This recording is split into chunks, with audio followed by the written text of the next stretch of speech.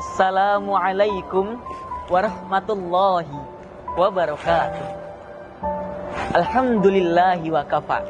Wassalatu wassalamu ala nabiyil mustafa sahibul mujtaba wa ala alihi wa ashabihi ahli sidqi wal wafa.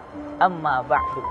Alhamdulillah, kita masih diberikan kesempatan oleh Allah Subhanahu wa taala merasakan bulan yang amat penuh mulia, bulan yang penuh dengan keberkahan, yakni bulan suci Ramadan.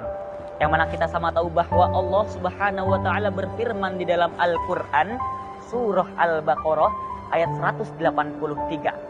A'udzu billahi minasyaitonir rajim. Ya ayyuhalladzina amanu kutiba alaikumus syiyamu kama kutiba alal ladzina min qablikum la'allakum tattaqun.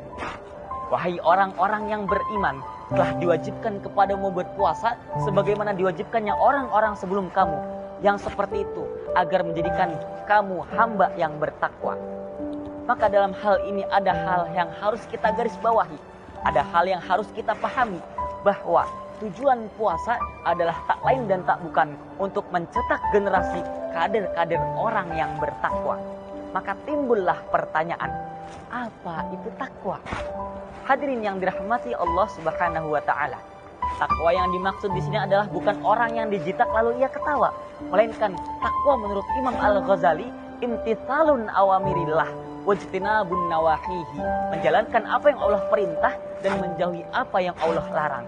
Sehingga Syekh Ahmad Al-Mustafa Al-Maraghi dalam kitab tafsirnya mengatakan ma huwa i'dadus shaumi litaqwa, apa yang dipersiapkan puasa untuk menuju derajat ketakwaan.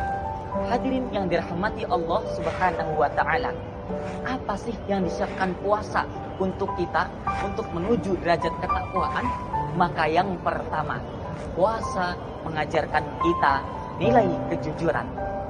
Hadirin yang dirahmati Allah Subhanahu wa taala, ketakwaan tentu membutuhkan konsistensi.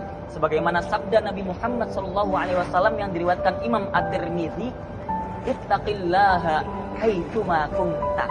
Bertakwalah kamu dimanapun kamu berada.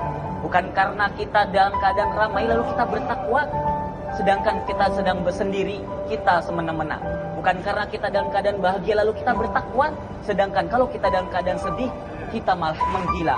Artinya dalam keadaan apapun dan dimanapun, suka maupun duka, sendiri ataupun dalam keadaan ramai, maka kita harus senantiasa menjaga ketakwaan kita kepada Allah Subhanahu wa taala. Maka dalam konteks ini puasa mengajarkan kita nilai kejujuran.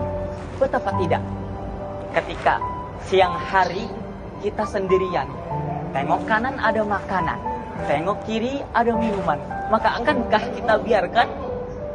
Subhanallah, berarti masih ada benih-benih ketakwaan dalam diri kita yang walaupun tidak ada orang yang melihat kita, tapi kita yakin, kita percaya bahwa Allah Subhanahu wa taala senantiasa mengawasi kita. Maka ketika hal ini diimplementasikan ke dalam kehidupan sehari-hari, tidak akan ada orang yang korupsi, tidak akan ada orang yang mencuri, bahkan tidak akan ada orang yang saling membohongi. Betul apa betul? Maka nomor yang kedua, puasa mengajarkan kita untuk mempersempit gerak syaitan. Sebagaimana sabda Nabi Muhammad SAW dalam hadis yang diriwayatkan Imam Bukhari wal Muslim, inna syaitana yajril minal insani majrud dami. Sesungguhnya syaitan itu selalu senantiasa menyusupi atau menyusuri melalui darah manusia. Maka cara kita mencegahnya adalah dengan cara puasa. Sedangkan yang nomor 3, yaitu puasa memberikan kita pelajaran. Puasa mengajarkan kita kepada kepekaan sosial. Bukan lapar yang menjadi tujuan berpuasa, bukan haus yang menjadi tujuan berpuasa, tapi dengan kita berpuasa kita dapat merasakan bagaimana rasanya lapar. Bukan orang-orang yang lapar itu dengan cara berpuasa, tapi orang-orang yang lapar karena mereka tidak terpenuhi kebutuhan kesehariannya. Maka ketika hal ini teraktualisasi dalam kehidupan sehari-hari, maka pasti tentu akan terciptalah rasa syukur dan saling berbagi.